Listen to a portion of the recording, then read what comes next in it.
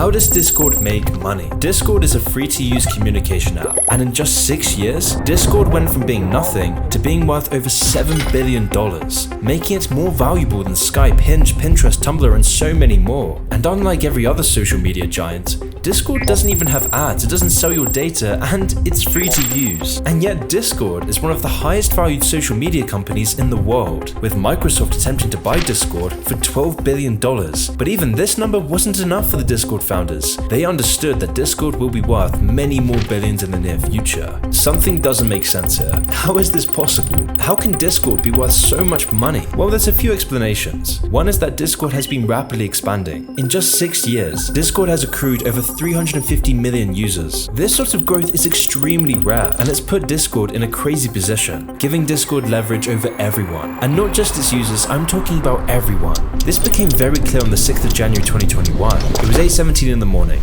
and in just 5.5 hours, the world would change forever.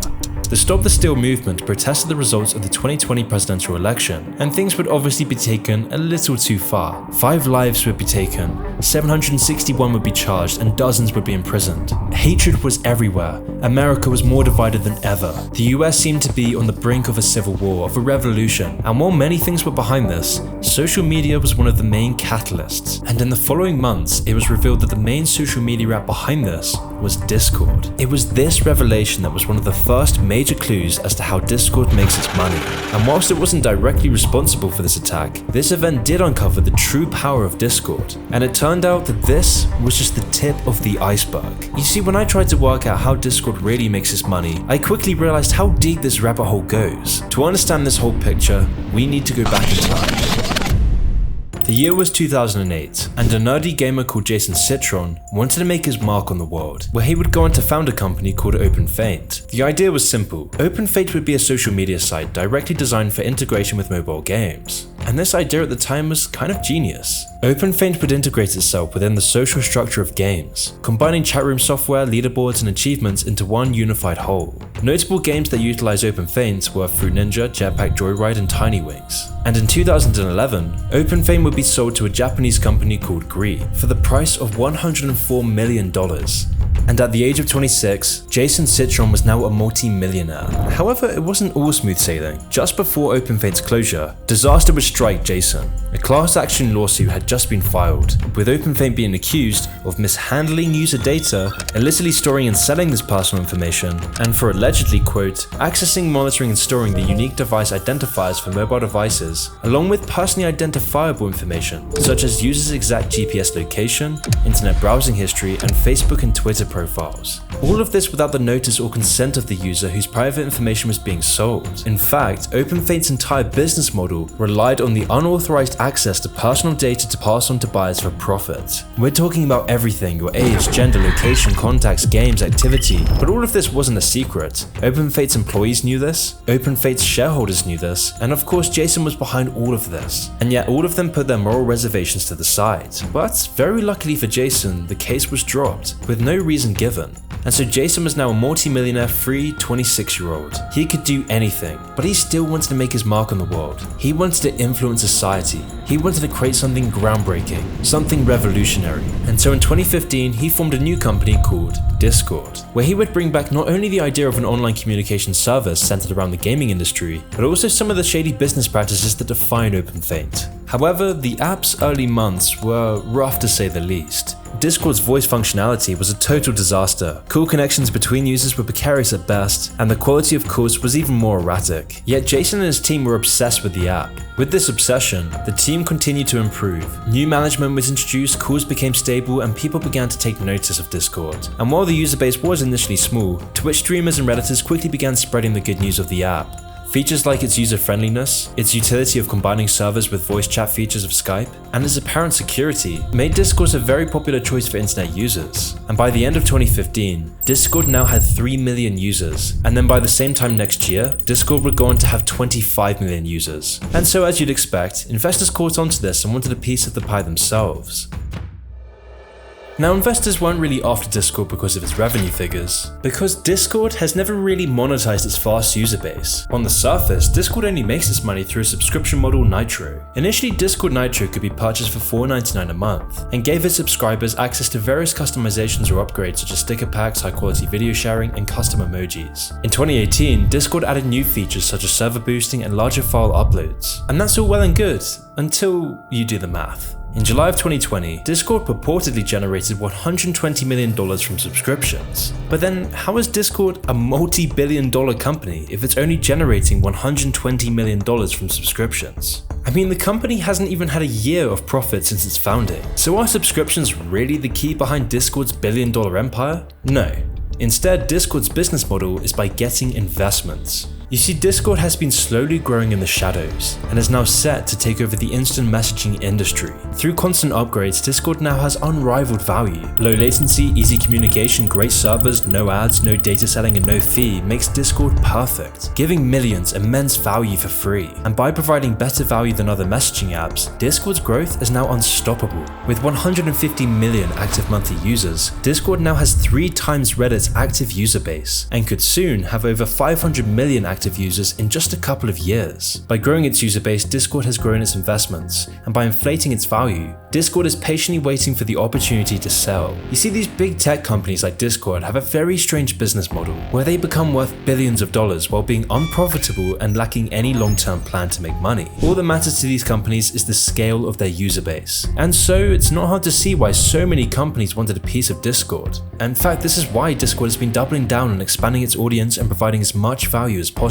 By investing in making the app the best it can possibly be, this then brings in more users, which then brings in more investors. More investors means more investing into the app, which means more users and repeat. By continuing this cycle over several years, Discord is set to become a billion-dollar juggernaut. But this cycle can't go on forever. At a certain point, Discord needs to make a profit. Unless, of course, they sell the company, which is the final step in the Silicon Valley business model, where you artificially pump up your value and then sell your company to a big tech giant. And this is exactly what happened to Discord. In 2021, this Silicon Valley dream fell into Jason's lap, with Microsoft offering $12 billion for the company. Jason's vision had come to life. This was the opportunity he'd worked so hard to create. But strangely, he actually turned down this offer. Why? Well, in 2020 alone, Discord had generated $500 million from investors. Current investors seeding this round include Benchmark, Greylock Partners, Index Ventures, and Spark Capital, the same parent company behind Snapchat. Everyone was in on Discord. And this is one of the ways Discord can make so much money, by selling parts of their company and the access to data that comes with it. And this is quite sinister on its own, but the one name that stands out from the rest of these investment firms,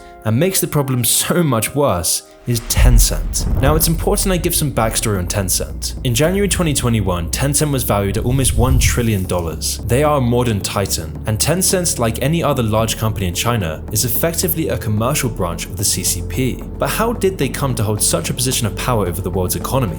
Tencent is just an extension of the CCP. It is a communist company, and back in the day, they were a government mobile provider. They quickly expanded into video games and direct messaging, and in recent years, they're taking over the world, owning majority equity in Riot Games, investing in Reddit, and founding one of the biggest social networks, WeChat, which has over 1 billion users worldwide. But it's important to note that they only have this control because the CCP allows them. And the CCP only allows them to have this power as Tencent has to follow the Chinese government's orders. And that's why if you're registered to a Chinese mainland phone number, then Tencent will actively censor and track the messages that you send. Tencent also tracks users' locations, and even more terrifyingly, the messages they send through basic text messaging. And Tencent's control doesn't just stay within the Chinese borders. In the 2019 Hong Kong elections, Tencent suppressed all information on WeChat regarding the elections and even banned people who lived in the US and Canada for discussing the elections. These are just the companies that are subsidiaries of Tencent, but Tencent has far more control than this. Tencent is the CCP social media giant, and if there's anything scarier than big tech oligarchs, it's CCP big tech oligarchs. To expand China's cultural influence, Tencent has been buying up stakes in some of America's biggest tech giants, most notably buying a 38% share in Discord, which is very problematic when you take a look at recent Chinese politics, like the CCP's new national intelligence law, a law that makes all citizens and companies legally obliged to help the government gather foreign intelligence on the data of billions around the world, all while keeping any cooperation with the government a secret. And so when you understand that Tencent is just a subsidiary of the Chinese government, it's not hard to imagine why Tencent has suddenly bought shares in over 600 companies, at exactly the same time that the Chinese law required its companies to share user data with Beijing. And all while this was happening in China, Discord was just starting to blow up. That's why Tencent was so quick to buy up 38% of Discord. So Tencent, a malicious, hostile, communist-run company, now has the majority control of Discord. This is very, very concerning. And combined with Jason's dodgy password data, this starts to pose some serious questions about Discord itself, and especially about how Discord makes money. You see, Discord has a habit of saying that Discord would never sell your data, that Discord is private and that you're always protected. But this couldn't be any further from the truth. Discord always talks about its privacy policy with quotes such as, "We make money from paid subscriptions and the sale of digital and sometimes physical goods, not from selling your personal information to third parties," end quotes. But Discord isn't being completely forthcoming. You only need to scroll down a little bit to see what they're really doing with your data. Quote, "We may share information with vendors we hired to carry out specific work for us. We may also share limited information with advertising platforms to help us reach people that we think will like our product and to measure the performance of our ads shown on those platforms. We do this to help bring more users to Discord and provide the only platform required to facilitate these services. This may include information like the fact that you installed our app or registered to use Discord." Adding that, quote, "We may share information with our related companies, including parents, affiliates, subsidiaries, and other companies under common control and ownership." So taking this into consideration, it's becoming apparent who Discord really provides value to. And so it might not be a coincidence that Discord happens to be very bad with your personal information. For example, right now you might start to feel weird about having Discord and decide to delete it. But when you try to delete the app, you'll realize your account was never deleted. You were just under the illusion that it was. For 2 weeks, you'll ostensibly have a choice whether to permanently ban your account or not, and after the 2 weeks, the account will seemingly be deleted, where all your data will be wiped from its servers. Except that's not the case with Discord. Instead, all of your data is stored within Discord servers, even when you've deleted your account, always storing this very useful data. And so, where is this data going? Well, obviously it's impossible to pinpoint exactly, but when you understand that Tencent, Discord's major shareholder, who by law must send all data back to the Chinese government, starts to raise some questions. Which is honestly terrifying considering how much data Discord is accruing. As Discord scales by hundreds of millions a year, so does its control of the global population's data. Because Discord tracks every click and every word you type, your age, your gender, your location, your contacts, your games, your activity, your social media accounts, your secrets, every keystroke, every mouse click, every message, everything about you logged in Discord servers. Which when you think about it is pretty wild, because even Facebook, a company whose CEO calls its users dumb is more private than Discord. Because Facebook, like most social media, is end-to-end encrypted, meaning that your private messages can't be accessed by anyone else. However, on Discord, a private message to your friend is never actually private. According to the Mozilla Foundation, Discord doesn't have end-to-end encryption like other messenger apps, such as WhatsApp or Facebook Messenger. So then Discord's not only storing data on everything you type, every game you play, and every thought you have, but Discord is now also vulnerable to hackers stealing this data because of its weak encryption. Just one breach in Discord servers means hundreds of millions of people's personal information is now public to the world. And since Discord's owner Jason has a past fraught with lawsuits and controversy for his handling of personal data, it's not hard to see where Discord's true value lies. And this is where things take a very sinister turn. So as we made clear, Discord isn't profitable. And unlike every other social media site, Discord is rejecting lucrative acquisition offers from major tech giants, which is a very risky move considering that Discord has no long-term plan and offers little room for progress or even profit. And yet, Tencent continues to invest in Discord, taking an active interest in trying to acquire the company fully. So why is Tencent so obsessed with Discord? Well, by now it should be pretty clear. Tencent isn't risking hundreds of millions to connect people together and make the world a better place for free. Tencent is doing this to buy Discord's user data because Tencent is in the surveillance business. It is the biggest communist-run global surveillance system in living history, and the more data Tencent acquires, the more powerful Tencent becomes. This is Tencent's business model, and when Tencent's power increases, so does the CCPs. You see, Tencent could try to make its own social media site in the West, but instead it's far more easy to get millions of users by investing in the fastest growing social media companies with the largest user base. So of course Tencent has been leeching onto Discord's success, because the more data points they have, they can then combine this with all their other 600 investments to get an even clearer profile of the global population, making it easier to not only sell you things, but also to progress the CCP's 2049 ambition. Now it might sound like I'm getting a little carried away here. I mean, Discord's just a messenger app. What does any of this have to do with the CCP's 2049 ambitions? There's nothing to worry about, right?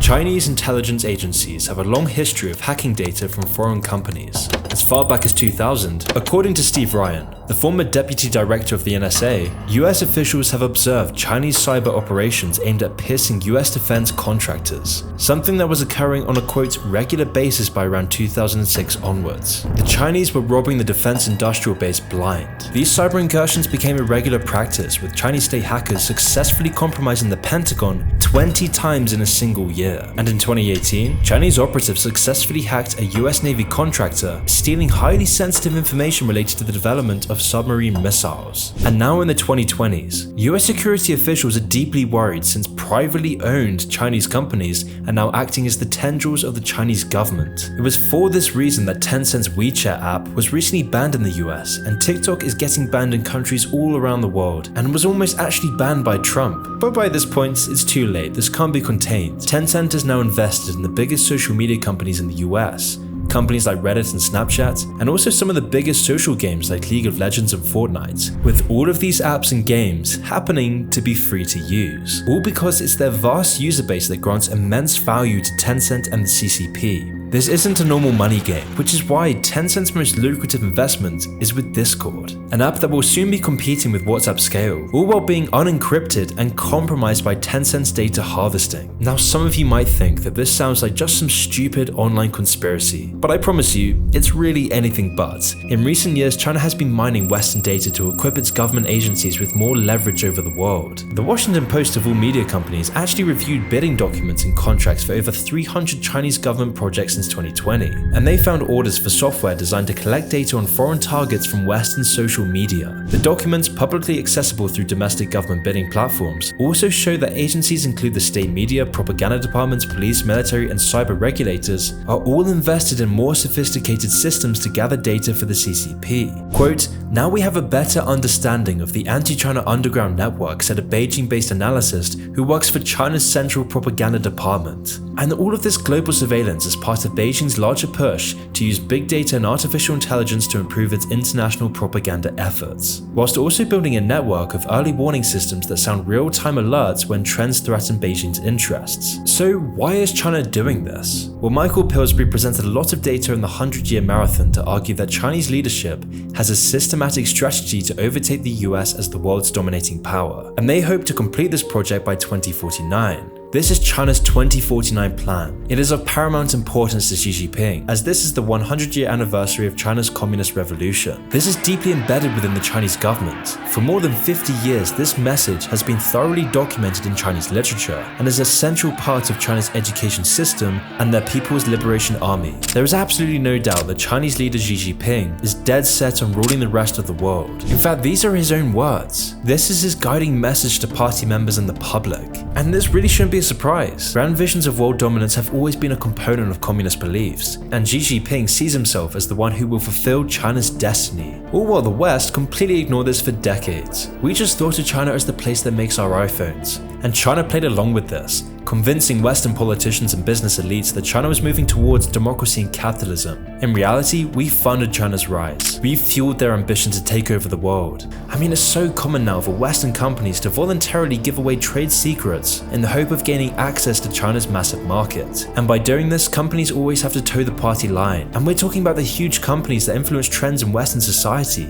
Disney, the NBA, Nike, Apple all caved to the whims of the CCP. And this whole process isn't an accident, but rather part of China's long-term strategy. A long-term strategy to influence global events for a profit, using enormous amounts of data and cutthroat business practices to dominate the West. and these effective and downright ruthless actions taken by the CCP aren't being used against China. In fact, the whole Chinese government is set up in this authoritarian capitalist model to succeed where the West fails. They have Orwellian strength and the money to fund it, which is why every major Western social media site is blocked in China, not to mention all the addictive social games like Fortnite being banished from the country, because by doing this, China stops the West gaining any data on the Chinese population. They understand how powerful it is to harvest all of this data. There is nothing the US or Europe can do to gain any tiny fraction of China's data on us. Tencent and ByteDance, the company that owns TikTok, now control all millennials and Zoomers' entire virtual lives. We've been beaten in a fight we didn't even know existed. And in the news, we always see Facebook, Twitter, and Amazon being questioned for their data handling. But the news, commentators, and media flat out ignores the widespread data harvest performed by the CCP, or more officially Tencent and ByteDance. So then it all comes back to the point, is Discord really free? I mean, Discord provides great value to its users, but the true value of Discord is to its majority shareholder Tencent. And as Discord comes to rival WhatsApp in the messaging industry, huge chunks of the world's data will always be under the watchful eye of the CCP, which is what made January 6th so scary. Because as I mentioned at the start, Discord was revealed to be the main social media platform behind these riots. This was evidenced by the insurrection being planned on Discord for weeks. 18 publicly accessible Discord servers showed how planned the attempted coup on January 6 was. It was revealed that over 2 million Discord messages were behind this insurrection, messages that connected supporters together, with all of them sharing the desires to see violence take place and sometimes bragging about their adventures during the storming of the Capitol grounds. Now obviously I'm not saying that Discord is directly responsible for these riots, and while the riots were concerning and said a lot about how divided we've become, there's something way more disturbing about these riots, which is that all this data collected in the build up to the riots was stored in Discord servers the entire time. Remember, this isn't just simple encrypted user data like you'd find on WhatsApp. No, we're talking about every message, every game, your location, browsing history, everything. With all of this stored, monitored, and analyzed by the Chinese government. The implications of this are enormous, because as Tencent is legally required to send all this data back to the Chinese government while keeping it a secret, it means that the Chinese government very likely knew about the January 6 riots. They had all the information in advance, and might very well have used it to its advantage. And this is just one event of many. I mean, have you ever wondered how in the last year or so, China always seems to be positioned perfectly in every major event? The January 6 protests, the Ukraine war, the political division spreading across the world, inflation, the rise of TikTok, it's becoming very, very clear how much leverage China has over everyone. And this is what's so scary about Discord. Discord is a great app. It provides immense value, and it doesn't really make any money, but its growth is exponential. And just by judging how useful this app will be in the future, it's only a matter of time for Discord to rival WhatsApp, because no app competes with Discord's utility, which is the perfect news for Tencent. This gives Tencent access to untold millions data, allowing China to predict events, riots, general instability, and the attitudes of entire countries and their worldviews. By understanding entire populations, China can use this to always position itself perfectly, always using this data for its advantage. So as Discord grows, so does China's control of the global population. Because if you are not paying for the product, you are the product. We're living in a time of incredible opportunity, especially when it comes to growing your money. And a large part of that opportunity is in the global fintech market. It's anticipated to grow by 20% over the next 4 years, eclipsing a value of $305 billion. Which is perfect timing because with the unprecedented volatility and high inflation rates, JP Morgan recently stated that alternatives are no longer optional. And to meet this increased demand for alternatives, these fintech platforms are stepping up, giving people access to investments they would have only dreamed of in the past. And one of my favorites offers a unique asset that's been long celebrated as a way to store wealth. In fact, the ultra wealthy have been using it for decades, and now 85% of wealth managers recommend modern investors do too. But where previously it's been far out of our price range, now it can be yours in a few clicks thanks to Masterworks. Masterworks is a revolutionary investing platform that lets you become a stakeholder in multi-million-dollar artworks without needing millions yourself. And since I've started talking about them on the channel, they've been blown away by the response from you guys. I'm not exaggerating, Masterworks sent me the stats. We've invested over $100,000 in their platform from over 2,000 accounts. That's $100K into paintings by Banksy, Picasso, just to name a few. It may sound incredible, that level of participation, but not if you know that so far, each of the 3 paintings Masterworks has sold has returned over 30% net IRR to their investors. Now I have to legally add that past performance doesn't guarantee future results, but 30+% is pretty amazing, so if you want to join other Moon subscribers, it's as easy as clicking my special link in the description to skip their waitlist and get started on Masterworks.